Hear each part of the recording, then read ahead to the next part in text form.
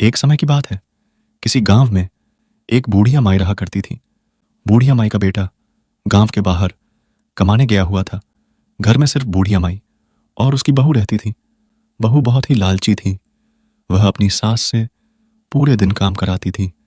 बहू सास से कहती, जाओ माँ जी, गाय का दूध निकाल कर ले आओ, जिसे बेचकर घर में थोड़े पैसे आ जाए। तुम्हारे बेटे की कमाई से हमारा घर नहीं चलता है। सास बहू की बात सुनकर बाजार में दूध बेचने चली गई। रास्ते में उसने देखा कि कार्तिक माह में औरतें लक्ष्मी माता के मंदिर में पीपल सींचने आई हैं। उन्हें देखकर बूढ़िया माई उनके पास गई।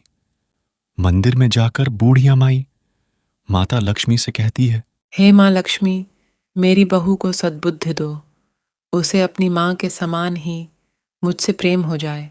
और इतना कहकर बूढ़िया माई अपना आधा दूध पिंपल में चढ़ा देती है और वहीं पिंपल के नीचे बैठकर नव विवाहित जोड़ों को कार्तिक माह की कहानी सुनाने लगती है।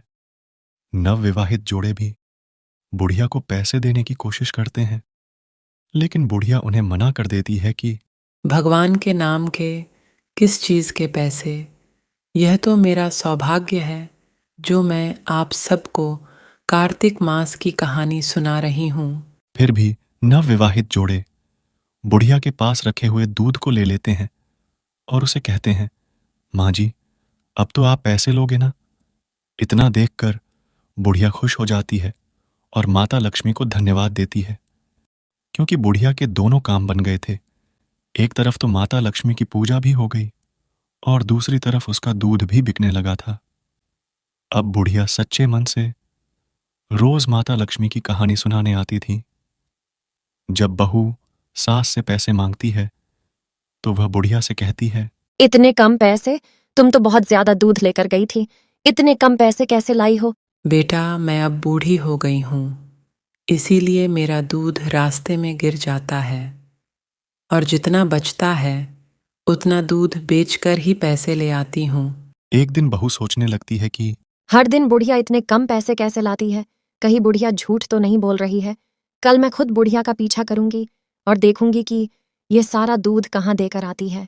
और अगले ही दिन जब बुढ़िया दूध लेकर घर से निकलती है तो बहू भी बुढ़िया के पीछे पीछे जाती है।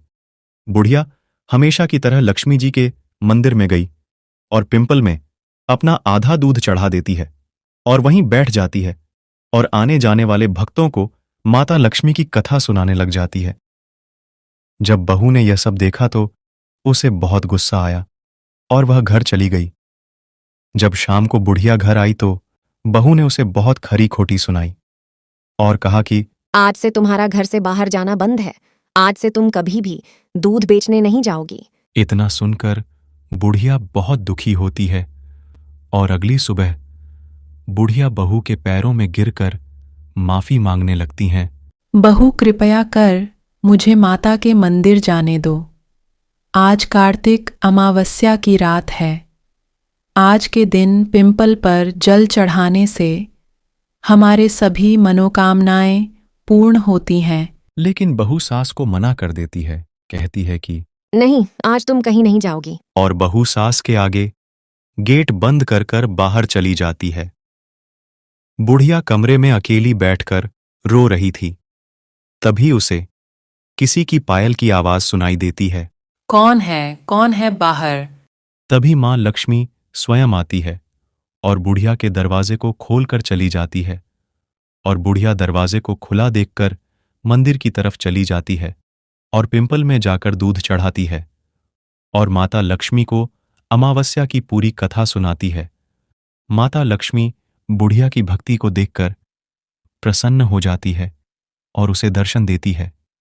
जब बहू को पता लगा कि सास कमरे में नहीं है तो वह भागती हुई मंदिर की तरफ जाती है और देखते हैं कि बुढ़िया के सामने स्वयं मां लक्ष्मी खड़ी थी। बहू यह सब देखकर बुढ़िया के पैरों में गिर जाती है और उसे कहती है कि माँ जी, मुझे माफ कर दीजिए।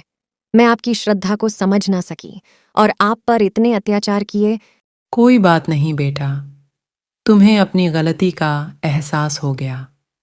इससे बड़ी बात मेरे लिए और क्या हो सकती है। आज से मैं भी कार्तिक माह के दिन यह कथा सुनूंगी और पिंपल में जल चढ़ाऊंगी, जिससे माता लक्ष्मी की कृपया हम सब पर हो। और बुढ़िया अपनी बहू से कहती है कि माता की कथा सुनने वाले के घर माता स्वयं आती है और उसके घर को अन्न धन से भर देती है।